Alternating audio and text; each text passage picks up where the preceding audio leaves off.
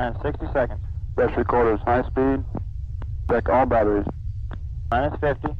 Armed.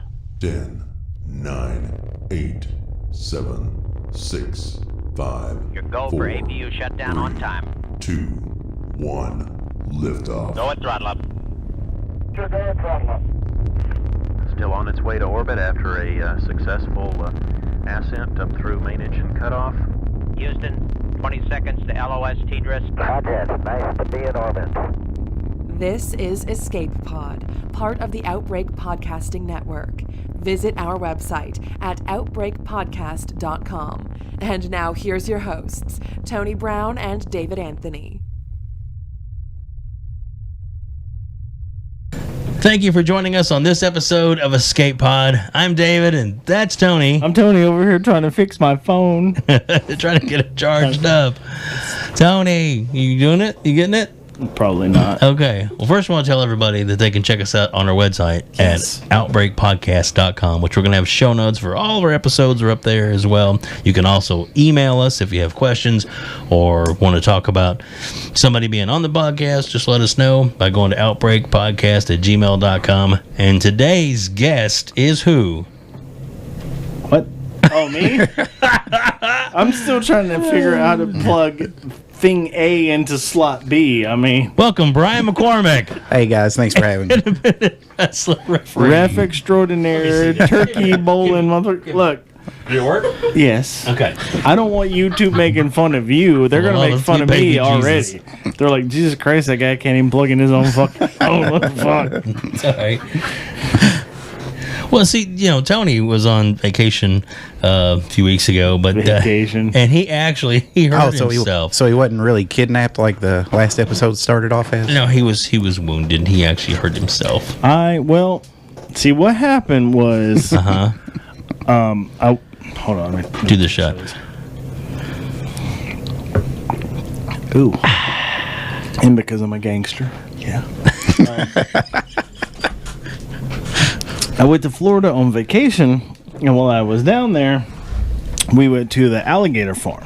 Oh. So they had a couple guys wrestling alligators. I was like, that's really fucking stupid. I can do that shit.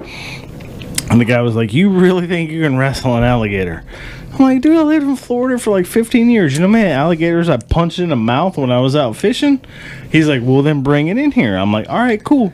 So he brings up, he's out there wrestling with this little like 5-foot-long alligator called Henry. I'm like, Henry, I'll kick Henry's ass. All right, let's go. So I walk out there.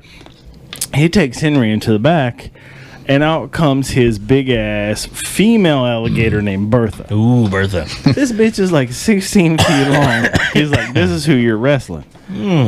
I'm like, I got this. Same thing. Grab her by the mouth, jump on her back, twist her neck, put her in a sleeper, fucking go to sleep, CM Punk knee to the face. I got it. Wow, all right. Well, it didn't go as I planned, and that's what happened. Oh, now is that a strain injury, like pulled ligaments kind of thing, or is that a gator bite? I got the death roll from the gator when she wrapped me all up and she tried to roll me around on the concrete and then threw me into the water, and then I didn't know you were in the water too. I didn't know alligators could stand up on their back 2 feet, but all of a sudden this bitch is like standing up and then like boom elbow, and she's like Macho Man, and then I was just all fucked up. So that's why I couldn't make it last week. I'm sorry. Well, welcome back. Yeah.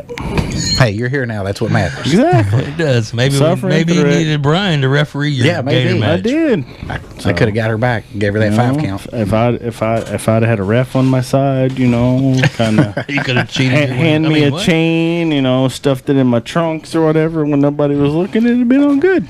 There you go. But I was left all alone. All alone. Yeah.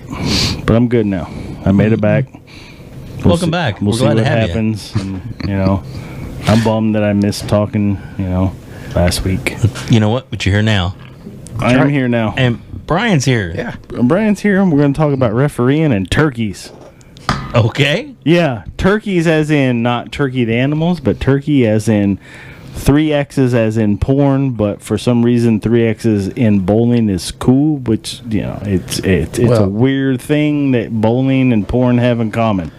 A lot more than 3 in bowling are cool. I like getting a lot I more can than only 3. get 3. Don't rub that shit in.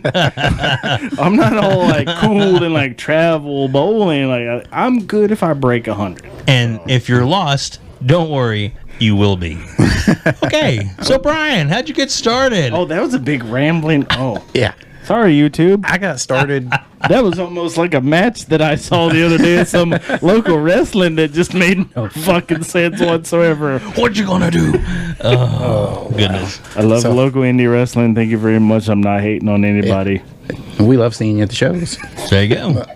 There you go. So how I got started? Well, it was around 2000, 2001. I was hanging out with this guy that I am still friends with today. His name's Anthony Blaze. Cool. And he was wrestling over in Evansville at the Evansville Coliseum at this weekly promotion called CCW.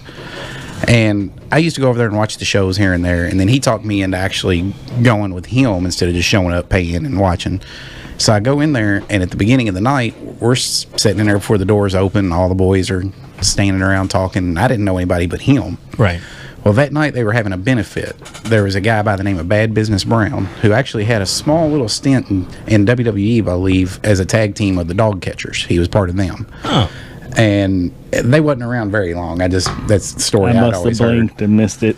And, well, he had tragically had passed away from brain aneurysm. And the night that I went over there, they were having a benefit show for him and his family. Right. Well, to help promote it, they had a gimmick match between a guy from the radio and a guy from TV. So at the beginning of the night, while everybody's standing around, they were wanting to go over a couple spots, and the ref hadn't gotten there yet. So me being bored, when they asked if somebody come in and acted like a ref, I was like, sure, why not? Because to me, I thought, hey, I actually get to get into a wrestling ring. You know, I've never been inside of one. Yeah. So I got in there, and I'm just goofing off, jumping around, just doing what I seen on TV. And get out, and this guy walks up, and he's like, hey, man, how long you been reffing? I was like, I never have. I was like, I was just in there goofing off. Well, the guy that approached me was a guy by the name of Eric Acker. He was actually the promoter and the owner of the company. Wow. So he said, well, I really like the way that you moved around in there and everything. He said, you look like you were pretty quick on your feet. He said, I've got a ref shirt. He's like, if you can go to the mall, get you some black pants. He's like, I'll let you ref their match tonight in front of the crowd. And however you do, we'll keep you on, talk about getting training and whatnot. I ended up doing 3 matches that night. Wow. So I never done it before. No, never done it before. It was just doing what I did on TV. And the crazy thing was the gimmick match. So the very first match I ever do, I saw the most horrific injury I've ever been in the ring during it happening. Oh, wow. And the guy from the radio went to go take a DDT, and he put his hands down wrong, and he broke his arm right here. Oh, and it was like, because it was supposed to end in a smudge where somebody was going to come in, interfere, and neither guy was really going to win. And I went down and I counted, and when I hit 3, I was like, whoa, what just happened? I wasn't supposed to hit 3. And I looked, and he looked at me, and he was like, it's all right. He's like, I'm done. And I looked down, and his arm's like going the opposite direction. Oh, and shit. yeah, so that was just like, wow, what a way to start. And then after that, it just, like I said, every week I started going over there, started getting training here and there. And the people that trained me, one of them is actually a WWE referee now. He used to go by the name of Rudy Charles. He goes by his real name of Dan Engling now. And between him, Chris Champion, used to be part of USWA, played the Ninja Turtle at one point.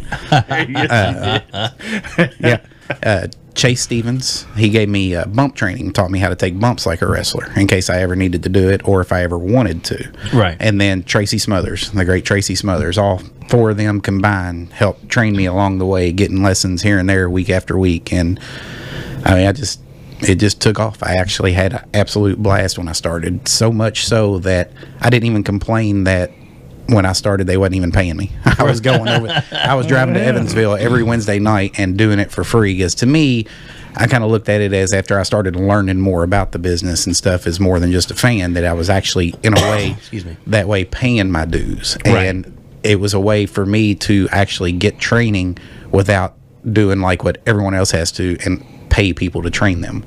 Right. I got very lucky in the sense where I didn't end up having to pay anybody, and that's also another reason why I never really griped or complained that I never got any pay or anything like that. Random fucking way to get into it was just completely accidental. Completely accidental.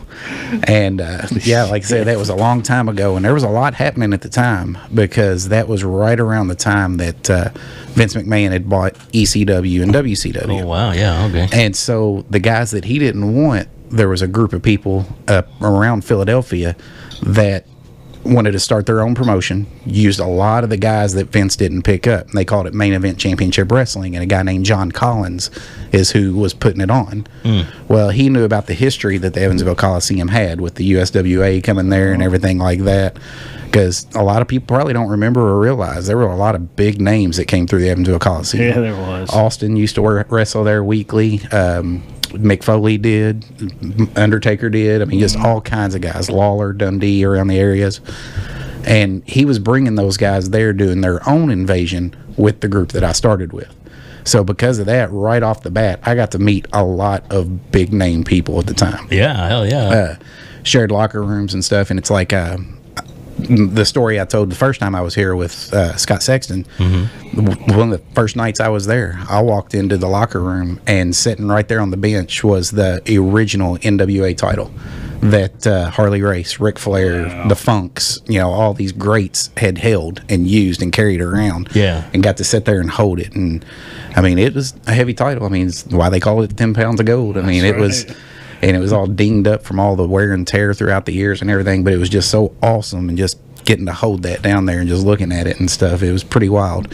Imagine, geez, I mean, that's an iconic piece. Yeah, very much so. So there was never like no childhood dream of like, I could be a referee, I'm gonna totally be a referee when I grow up. No, and I mean, I was always a fan. I mean, don't get me wrong, I grew up watching it, all the pay-per-views as any chance I could, and watching it every Saturday morning. But what with me is that I was always skinny and scrawny. So I thought, well, even if I hit the gym, I'm short. I'm nowhere near as tall as those guys out there. There's no way I could do anything like that. And I didn't even know how to get into it to begin with. So it was just like, okay, this is kind of cool. But then it's toward the end of my high school, I kind of quit watching. And it was like, well, it's all kind of boring and bland. I mean, I still had the guys that I liked and were my favorites. And if I was flipping through TV and saw them on, I would stop and watch it. But then I wouldn't watch any more. I didn't have no desire to go to any.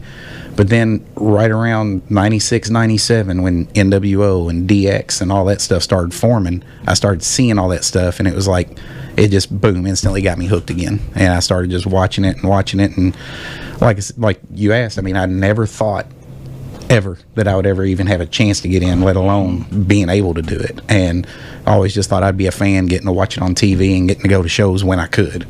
So it was pretty wild how, like I said, that ended up walking into randomly just being a ref. Just there hanging out, got invited to come hang out and meet some of the wrestlers before a show, and then it just went from there. And so, do you ever watch world famous flea market on YouTube? Have you seen those guys? No, I've never seen it. You should totally check it out. They basically, it's you've seen like what is it, Mystery Science Theater 3000? Yeah. They basically do that, but with like really bad wrestling matches.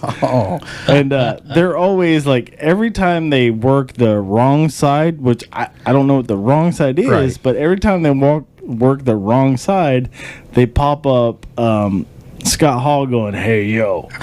So I don't know what that is, but do you know what the working the wrong side is? Because I'm always so lost when they do that. Right, the wrong side. It's actually funny you brought that up, because I remember listening a few episodes ago when y'all had Scott Sexton in, and he was telling about the Big B wrestling school where he's doing the training. Right. Well, I actually assist with him in training because of the knowledge that I got from Chase and Tracy and everybody. I know what I'm doing. He brought me in as an extra pair of eyes, and in case anybody ever wanted to train as a ref, which we've actually had somebody come in that I've been working with.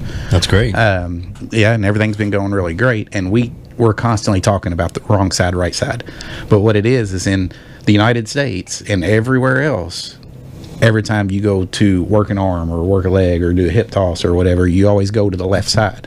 Mexico, it's the right side. They do it completely opposite. Okay, and so when you're seeing that, okay. So when you're seeing that on there and they're saying the wrong side, they're working like AAA and all that down in Mexico, and they're working the right side instead of the left.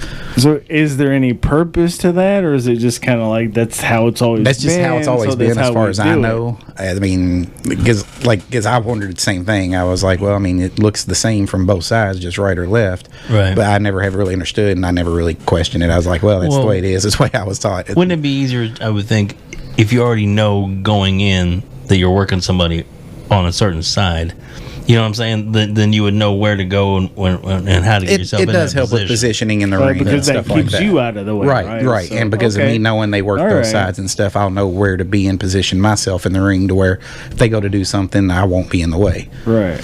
So if you get a green wrestler in there and they're working the wrong side, and you're thinking you're standing in the right spot and they're coming towards you, you're like, I could eventually end up being in the way. I could get ran into when things like that. So and which leads to, like, I don't think a lot of people realize, but the ref really holds a big, important part of the matches. They do, and that's what I told the trainee that came in and wanted to learn to ref. I asked him, I was like, well, why are you wanting to do this? And the reason why I asked him is because it's like I told him, I said, if you're getting into this and wanting to just referee and thinking you're going to make a name for yourself and people are going to know who you are, you're making a mistake. I was like, you're the one that's going to be out there doing just as much work as everybody else, and no one's ever going to remember you. I was like, so you might as well just get used to that right now. I'm the same way. To me, I've watched matches with really bad referees, and it kills a match completely. Oh, yeah. You got a nice, good flow going, and then he be in the wrong spot, or he don't get over to do the count correctly, or something like and that. Just get in the way of a really important fucking high spot. Right. And you're just like, damn, that ref just fucked up the whole thing because he was in the way. So now they've got to reset, and I don't even know how they reset, but they've got to reset somehow so that they can get that high spot in, and the ref's just like, right. They got to adjust and then turn around and end up having to either add something or take something out that they've already had planned, and it's a whole mess. And it's like what I told him. I said, when you go into this, I said, look at it as you are a part of this match just as much as they are, and the least amount of stuff that you know, the better. It's like with me, every time I go into a match, I ask them what the finish of it is, and then I'll ask them if there's any important spots that I need to know or any places they want me to be.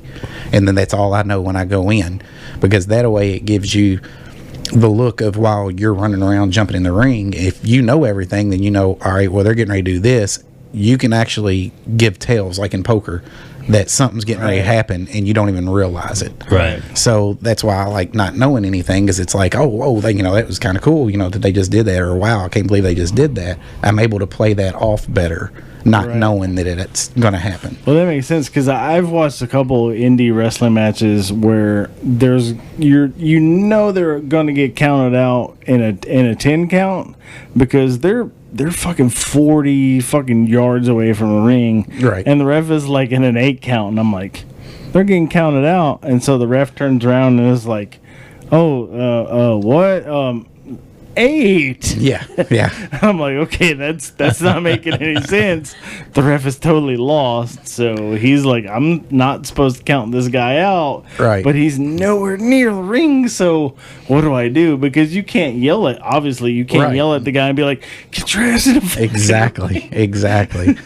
There has been times where I have had to lean, but they've been close enough, and I've leaned in. I'm like, do you not hear me counting? And then it'll dawn on them. They're like, oh, yeah.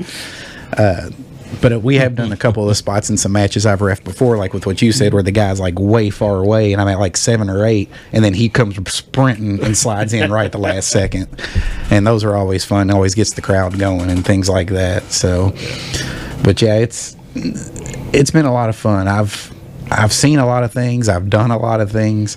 Met a lot of people that I never thought I'd ever meet. Guys that I grew up watching on TV.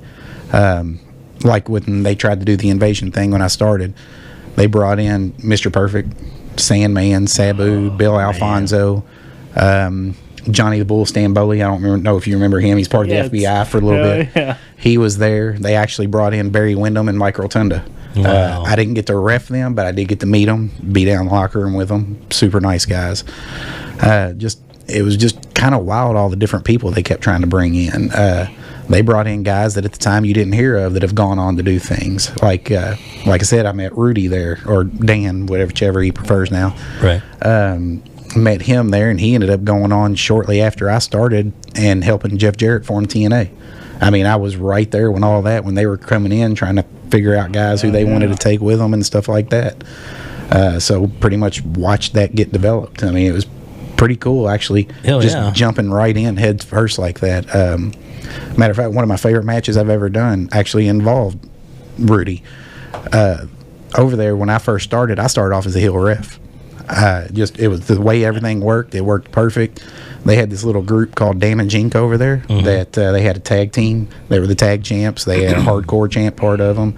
Bad Business Brown was actually a part of that, and he was the world champ at the time. So it was like almost like when the Four Horsemen had all the titles, and they were doing all things. the titles. Yeah, and they were doing the stuff where, just sneaking by, getting wins here and there, cheating here and there.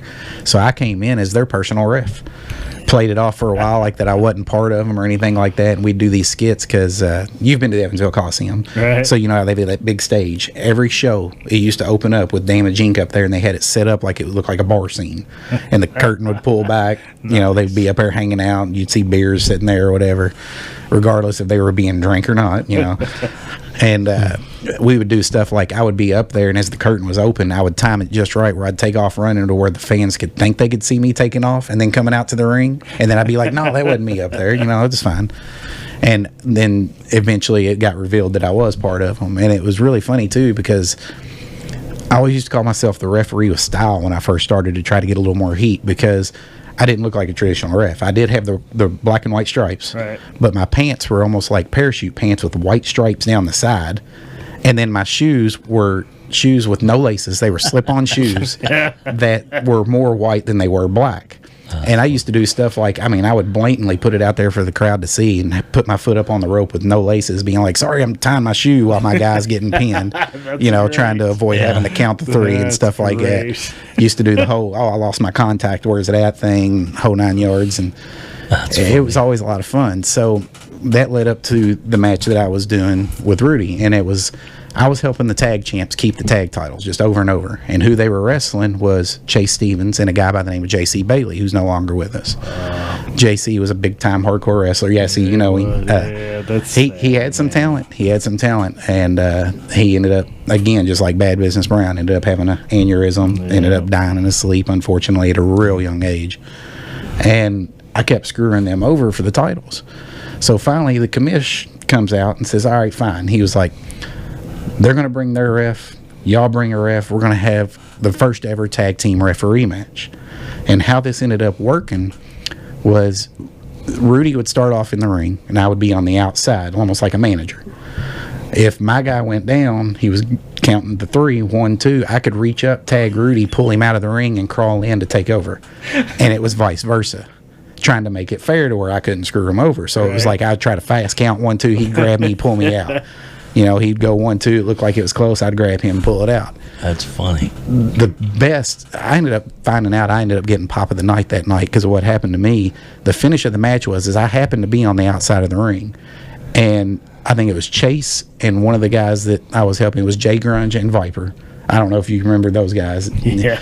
And how it ended is Chase grabbed Jay and flings him into the guardrail, but I happen to be standing in between. So I get smashed into the guardrail, and I'm down and out.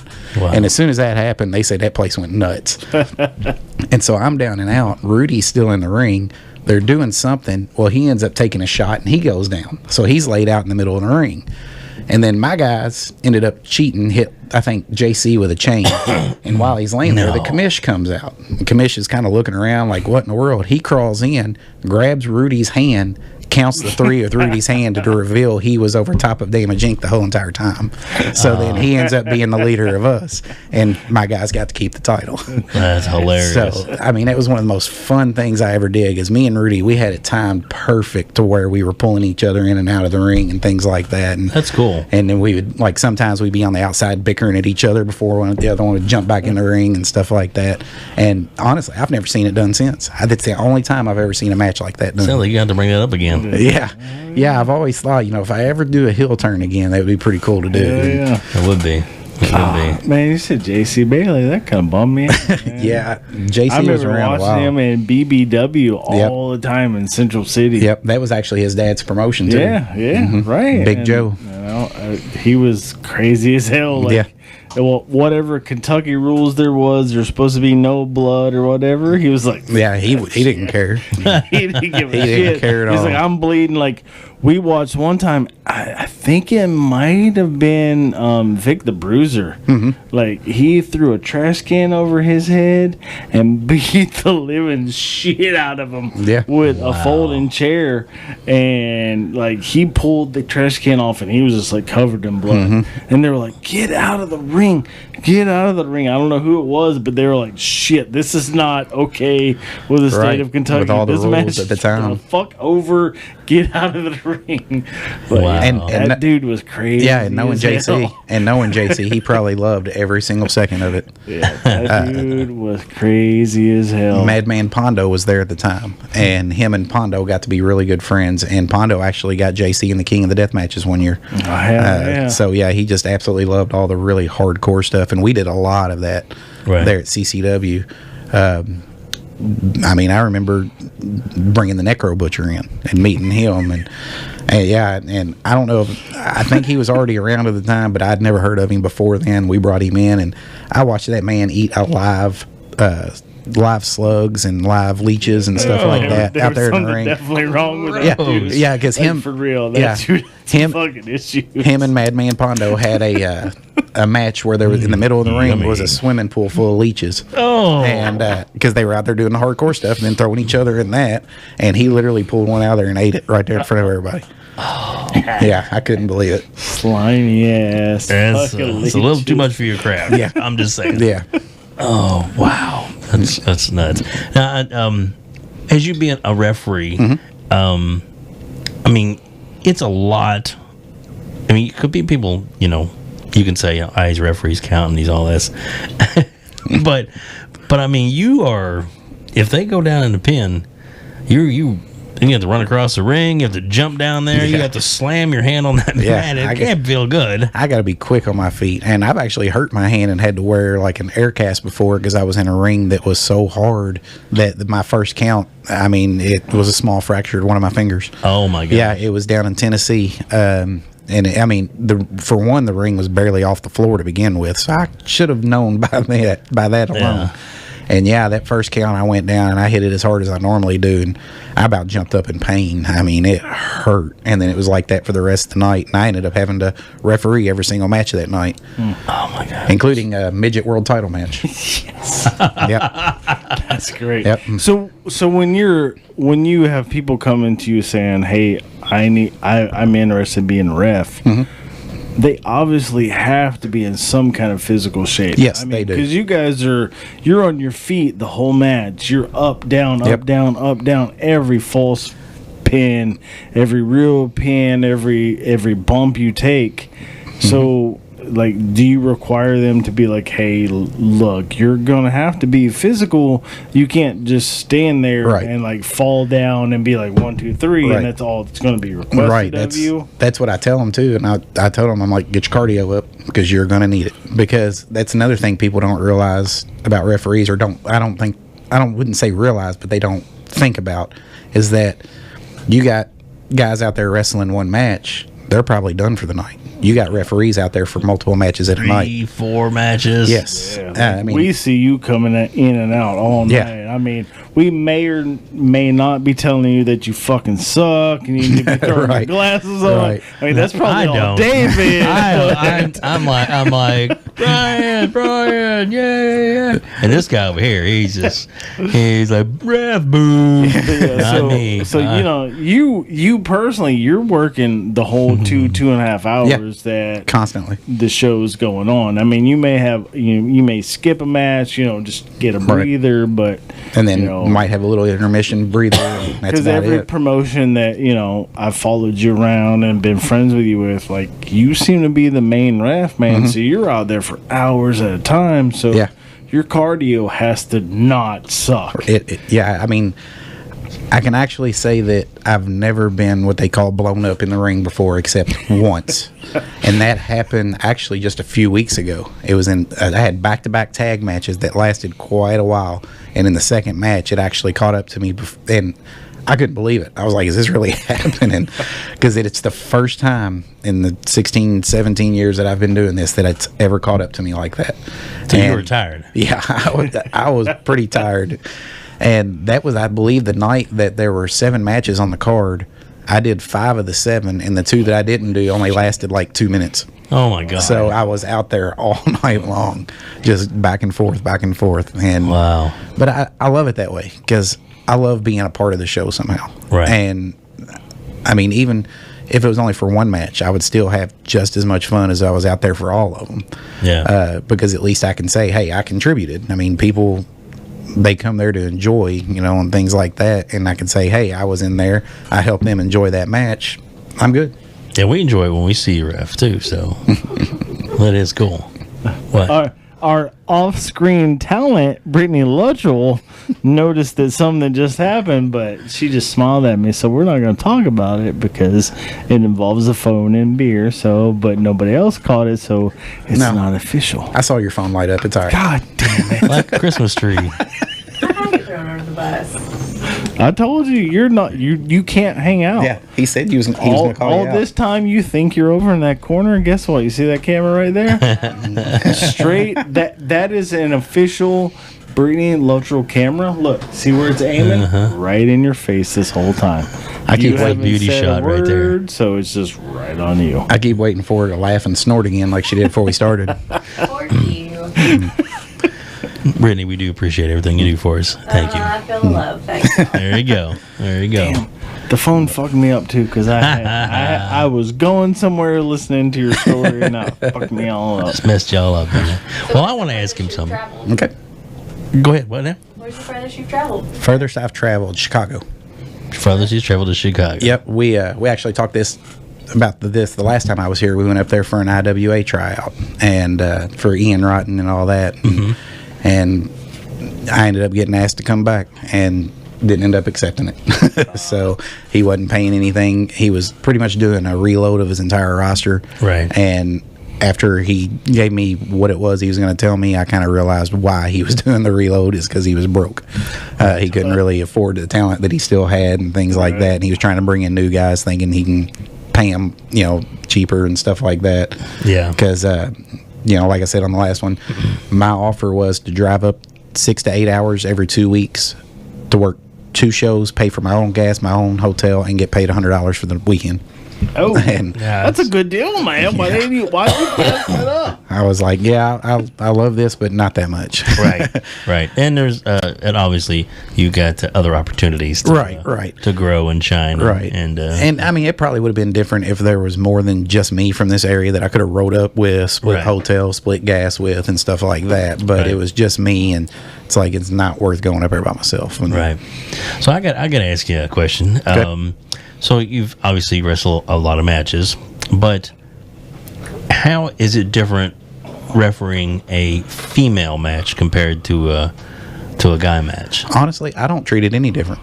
Okay. I look because they're out there working as hard as they can, just like the guys. Oh yeah, definitely. I'm not saying that, but I know you're not. Is there any other, I guess, elements or the things you have to be mindful of because? Yeah, the only thing is like sometimes in a match, you know, if I'm trying to do the get them out of the corner, you know, trying to do the 5 count, and they're not breaking it, I can actually stop it by reaching in, grabbing the guy, pulling him off. And when I do that, or if I stop a guy from coming in the ring during a tag match, you know, I can just pretty much just put my hands on their chest, stop them, grab them, you know, pull them. I can't do that with the girls. I have to be. Oh, you can, Brian. Well, I could, but I'd probably get the shit slapped out of me. But yeah, and then so I mean, Brian needs a hands-on ref, isn't he? Other than that, like I said, it's just being mindful of where to be, like with any other match and things like that.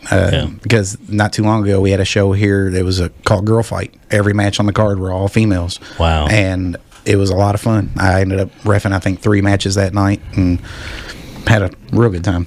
Now, have you ever reffed a little person match? Yes.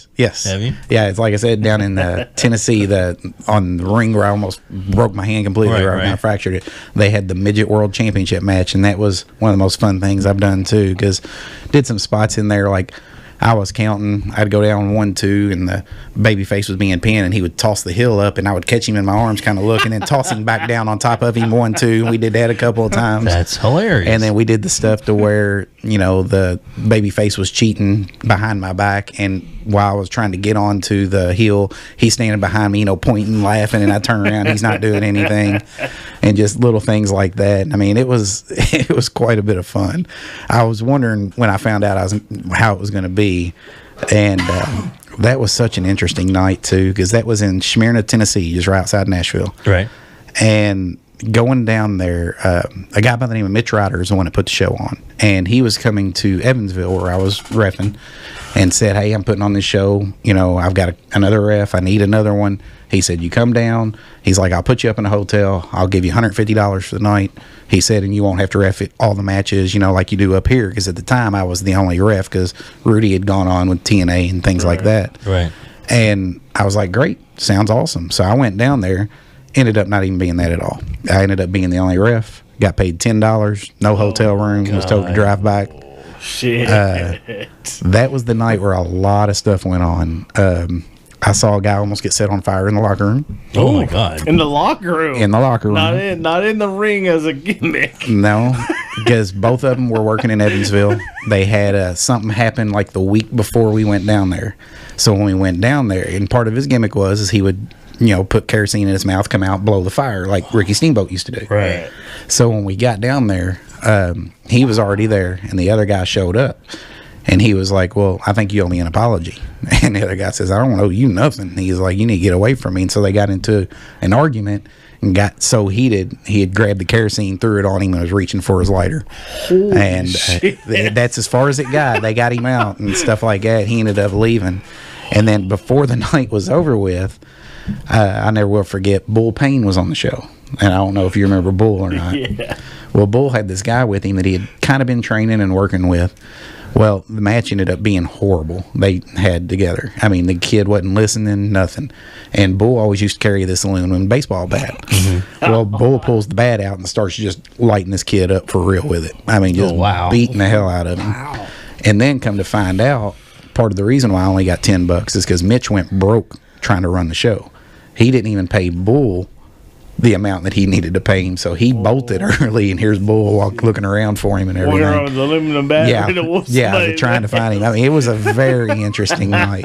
Wow. But most of those matches are behind you now, right? Yeah, most of those. That's fucking crazy. I've read so many stories about that shit, and I'm like, that's got to be stories, man. Right. This can't be for real. It really does go on. It really does. That's why anytime I hear a story, I always try to give it some kind of credibility, because I'm thinking the stuff that I've seen, it might happen.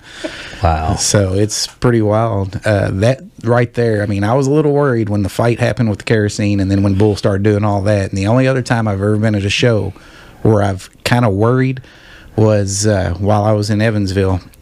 New Jack, it was part of ECW. Well, that's just fucking insanity right there. He had been there right when I first started, but I'd never been in the ring with him and never was really around him. He'd always stayed in his own little spot in the locker room and stuff. Right. Well, he decided he wanted to run his own show there. He needed a ref. Got a hold of somebody. They got a hold of me. And they were like, "Hey, New Jack knows about you. He knows that you've worked the shows. He said he wants you to come in and ref." And I told him, I was like, "Well, what's, the pay and everything?" And they told me, and I was like, "All right, I'll do it." And I was like, "It's just in Evansville." And he said, "Okay." He said he wants everybody there at the building by 2 o'clock, even though the show wasn't until 7. That way they could talk about everything, so he knows who's actually going to be there and who's not. So we get there, 2 o'clock hits. Me and 2 other people were the only ones there besides him. And, of course, I've heard all these stories about New Jack, about how... I got to cut you off just so I can explain to David. Okay. New Jack, this motherfucker legitimately 100% no gimmick for real stabbed a motherfucker during a wrestling match. Yeah. He is fucking insane as fuck. Like, I'm gonna stab you. Fuck any fake wrestling, faking quote. Yeah, dude, this guy is fucking insane. And Brian's like, "Yeah, I'll work with you." So that makes Brian fucking insane. Well, because I didn't want to say no and then him get upset and show up at one of our shows and know it was me. Yeah. So I agree to do it, and we go there, and like I said, 2 o'clock hits. It's me, 2 other people, and him. Nobody else is there, and he's already heated. I mean, he's walking around cussing up a storm, like, "Where's everybody at?" You know. And about that time, he looks at me. He goes, "You." He said, "You live here?" And I was like, "I live in Owensboro. It's about 30 minutes away." He goes, "You know everything around here?" And I was like, "Pretty much. I come to Evans all the time." He's like, "We're going to eat. You're coming with me." And I didn't argue. I just ate an hour before. I just ate an hour before I got there, and I didn't argue. So me, him, I think the girl that he was with at the time, that was there with him, I should say, because she ended up. That's another good story for that night too. She went, and there was a few of us that went, and we all went to Chili's to eat. And as we're sitting there hanging out, talking to him, he ended up being a pretty cool guy. You could actually tell that he's one of those that all the stories and everything about him were true, but as long as you stayed on his good side, he took care of you. You were perfectly fine. The girl that was actually there with him was actually a dancer at one of the gentlemen's clubs over in Evansville. And he had this idea, and it was one of the reasons why he wanted me to go eat. He ran it by me. After he told me, I was perfectly fine with it. He had her and one of her friends that actually was better looking than she was, do a wrestling match that night in baby oil. Yeah. And had me as the ref. Yeah. And it ended up. Yeah, I agree to that shit too. Yeah. Poor Brian. Well, it was funny because a buddy of mine went over and was sitting in the crowd. It's so tough. And I'd given him some of the disposable cameras to take pictures for the night. He used one of them just on that match alone. And it ended up with me actually getting pinned by both of the girls before the match was over with. And I mean, he got this one picture of me where somebody had asked me if I was okay, and I'm leaning up going, I'm perfectly fine. And awesome. What was so great about it too was the fact that, you know, of course, you've been to plenty of shows. I mean, when the matches are going on, all the boys are still back in the locker room. Nobody comes out or anything like during that. This match, huh? New Jack was sitting up on the stage up there, and I could see him up there just rolling, laughing so hard at this, because there was one time where I was getting onto one of the girls for pulling hair, and she shoves me, and because of all the baby oil on the plastic on the mat, both of us at the same time, just boom, face plant. And it was just, I mean, it was just perfect, in sync, just boom. And I mean, that night ended up being a lot of fun. New Jack was really cool to be around. He paid me good for the night, and I mean, I'm so glad I did it. I mean, yeah. That's awesome. See, being outside of the world of actually knowing him in person, dude, that guy is crazy. Yeah, I mean, I'll admit, even now, kind of knowing him like I do, he's still crazy. I mean, I'm not gonna lie. He almost beat to death like a 70-year-old guy. Jeez, what the fuck was it? Indian Joe? Was that? Gypsy Joe. Gypsy Joe. Dude, this guy was like 70 years old. Dude, he could barely move. He was like straight up like, I am beating your fucking ass. Fuck some wrestling. I hate you. I'm gonna try to kill you. And like, he legitimately tried to kill this old man. Yep. Crazy. So everybody in YouTube world, look up Gypsy Joe and a fucking New Jack. Yeah, I'm sure it's probably out there somewhere. It's fucking disturbing. That's how I saw it. I saw it on YouTube. I was like, oh my god, like he's trying to fucking kill this old man. Wow. That's crazy. And poor Gypsy, he could barely move as it was because he had been so far up there in age, and he had put so many miles, on himself from all the shows that he used to do. Yeah. I can't remember who the fuck it was he stabbed, but I remember when he was in ECW, he had that. They had that lawsuit put on him against him because he wrestled a kid that had said that he was of age. And wanted to be busted open, but didn't know how to gig himself, so he asked New Jack to do it. And New Jack dug in there deep and split him open big time. And the kid ended up only being like 16 years old, and his dad ended up filing charges against the company and things like that. And there was a big mess about that. No, I'm thinking Mickey Knuckles and Ian Rotten. Yeah. And they beat the fucking living shit out of that guy.